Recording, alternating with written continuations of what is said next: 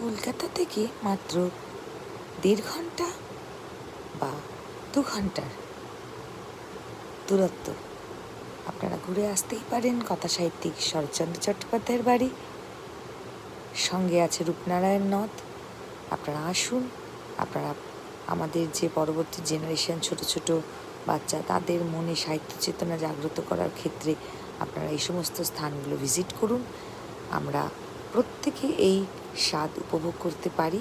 আপনারা বাচ্চাদের নিয়ে আসুন, দেখুন, ঘুরুন এবং সঙ্গে রূপনারায়ণ নদ, যে নদের সঙ্গে একাত্ম হয়ে কবি কথাসাহিত্যিক আখ্যা পেয়েছিলেন, সেটি কিভাবে সম্ভব হয়েছিল নিজের চোখে দেখে সেটাকে উপলব্ধি করুন এবং সঙ্গে সঙ্গে আমাদের নিজেদের মধ্যে থেকে যে বাংলা সাহিত্যের প্রতি যে চেতনাবোধ, সেটাকেও আমরা ঝালিয়ে নিতে পারি। কথায় বলে না, কেচে গন্ডুস করে নেওয়া, ব্যাপারটা খানিকটা সেরকমই। চলে আসুন সময় হাতে থাকলে এই স্থান দেউলটি কথাসাহিত্যিক শরৎচন্দ্র চট্টোপাধ্যায়ের বাড়ি।